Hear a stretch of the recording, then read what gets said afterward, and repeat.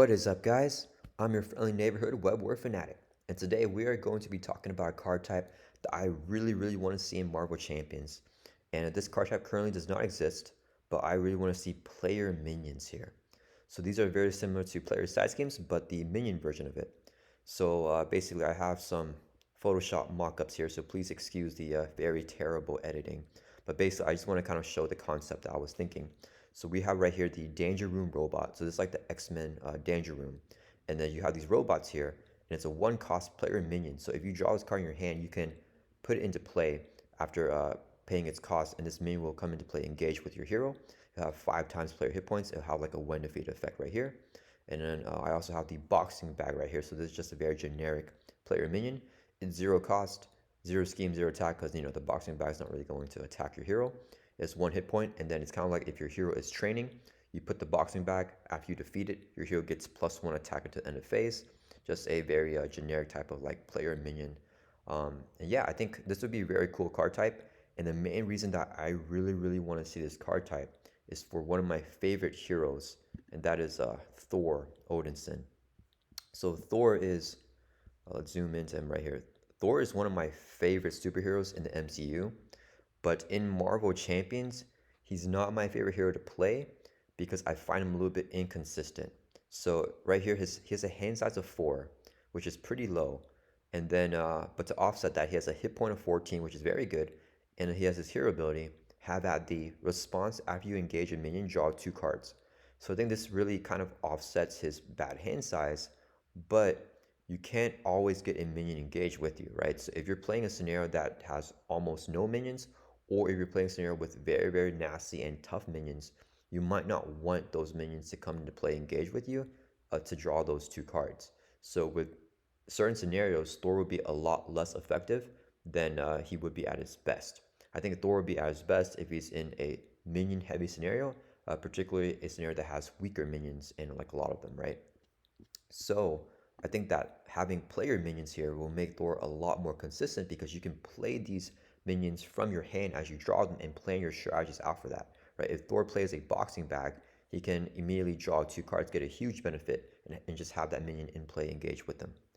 Another hero that I think would benefit a lot from player minions is Valkyrie here. And we can zoom into her. And huge shoutouts to D20. I know that Valkyrie is his GOAT. Yeah, so Valkyrie right here, she's also very minion dependent, right? She has this Death Glow attachment. It's a 1 cost upgrade.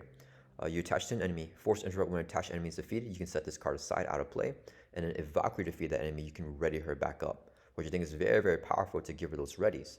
Unfortunately, it's pretty dependent on minions, even though you can attach to any enemy, because you're only going to be defeating the villain twice per game, right? When you flip the villain from stage 1 to stage 2, then you defeat them once. When you defeat their second stage, then you defeat them the other time, right? So this reading effect, you'll get that max 1 per game or once per game if you're only attaching Death Blow on the villain.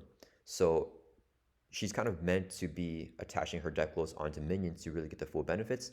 She has a lot of other cards in her kit as well, like this 2 cost upgrade, Flight of the Valkyrie. I totally said that wrong. But as a response, after the enemy with Death Blow is defeated, discard, and then remove 5 threat from a scheme. So it's another benefit, a really strong card if you can defeat the minion or the character, the enemy, I mean, that has Death Glow attached to them. And usually it's going to be a lot easier to defeat a minion than it is to actually defeat the entire villain themselves. So I think that with player minions here, you can play a boxing bag, attach Death Glow to the boxing bag, have Valkyrie defeat it, she can ready up and then remove that threat from the scheme. I think it's just a great way to have her be a more consistent hero by constantly having minions put into play engage with her. And then there are a lot of other cards too that I think would benefit off of this. So Relentless Assault is already a great card as it is. It's a 2 cost event. Here, action deal 5 damage to a minion, so you must use this only on a minion. If you pay for this card with a physical resource, the attack gains overkill. So imagine how cool it would be if you can play a boxing bag, and then because you don't have a minion engage with you, and then play the Relentless Assault, and then do damage to the villain by overkilling that boxing bag. Rocket Raccoon is also a hero that I think would benefit a lot by getting a lot more player minions there. And then Chase Them Down is another good card, but a little bit inconsistent, right? It's a 0 cost event. Response, after your hero attacks and defeats an enemy, remove 2 threat from a scheme. Well, now you can control always getting an enemy in play for you to defeat with these player minions here, because you can just play the minion, which is considered an enemy, right? And then if you use if you make an attack or something and just defeat it, then you can play chase them down as an interrupt and remove 2 threat from a scheme if you're playing aggression. So yeah, let's go back to the player minions here. Yeah, so the concept that I have right here, right, for the Danger Room robot, this would be a 1 cost player minion. So you pay a cost to put into play, and then if it's like 2 players, it's 10 hit points, 3 players, 15 hit points. It's just 5 times the amount of players. And this card is very similar to specialized training, this player side scheme right here. And I pretty much just copied and pasted this when defeated effect, right? So whenever the Danger Room robot is defeated, each player who does not control a specialization upgrade chooses one set-aside specialization upgrade and puts it into play under their control. So very similar to the specialized training, right? Because you're literally in the danger room for both of them. Well, for the danger room robot, you're not in the danger room, but you're getting this danger robot into play. You defeat him so that you can get one of these specialized training upgrades right here, right? Like the frontline specialist, where you get +4 hit points, or the defense specialist, right? It's just a way for you to have a benefit from getting this minion to play, or from defeating this minion.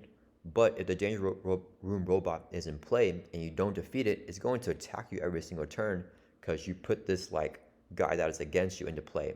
And I think it makes sense thematically as well, similar to how player side scheme is kind of like a little, mini game side scheme that your character is going on in the middle of your fight with the boss to try to help you get something out of it, right? So this is another type of thing where it's kind of like you want to train yourself and you want to get a little bit stronger. So you get this danger room robot, you put him into play, you defeat the robot, and you get like this buff up that you can now use for the rest of the scenario when you're fighting the villain. And then the boxing bag here, I can't really think of anything else. It's just a 0 cost type of thing you put into play. It's not going to scheme or attack because, it's just a boxing bag. It's 1 hit point, very weak. When you defeat it, you get like +1 attack to the end of the phase. It's just a very like type of, simple bare bones type of player minion. But the main reason for the player minions isn't for actually defeating them, or the main reason that I want them. It's really for heroes like Thor and Valkyrie to just make them a lot stronger and a lot more consistent. So I think this would be a very fun and thematic addition to the game. And I don't think that it would be that like groundbreaking in terms of like power level scaling stuff. But if you guys do think that it will like mess the game up, definitely let me know in the comments. And another card that I was playing around with, that I was like just editing around, is One Way or Another. So this is a 0 cost event. You guys probably know this card. When you play, you can search the encounter deck for search the encounter deck for a side scheme, reveal it, and you can draw 3 cards. So like an edited version of this to fit the theme of player minions is hero action, find your nemesis minion, and you reveal it. You can draw 3 cards. So sometimes you might want your nemesis minion, you have a weak nemesis minion, or if you get some sort of benefit, or you need a minion to get some sort of threat off the scheme or something like that. A lot of times it could be bad, so it's like a bad effect, but then you get to draw 3 cards out of it, right? So if you're Thor and you play One Way or Another, you can trigger his Have at Thee, draw 2 cards, and you draw another 3 cards. So he's drawing 5 cards, make him very fun for that turn that you're playing this card. Yeah, so I feel like, let's go back to the player minions here. So this is the card type that I really, really want to see in Marvel Champions, and I just wanted to share this concept with you guys and try to get the community's thoughts on it as well. If you guys like this idea, please share this video. I would love for FFG to see this and, make this card type. I think it would make the game a lot more fun. It would make a lot of heroes that I don't necessarily play as much get a lot more play and just make them more fun. So yeah, I hope you guys enjoyed this video, and let me know in the comments what you guys think about player minions. Is it a bad idea, or would you guys like to see something like this as well? And let me know if you guys have your own ideas of like specific card types or anything new in Marvel Champions, like a new concept that you would like to see. I would love to discuss that. So yeah, I'll see you guys in the next one.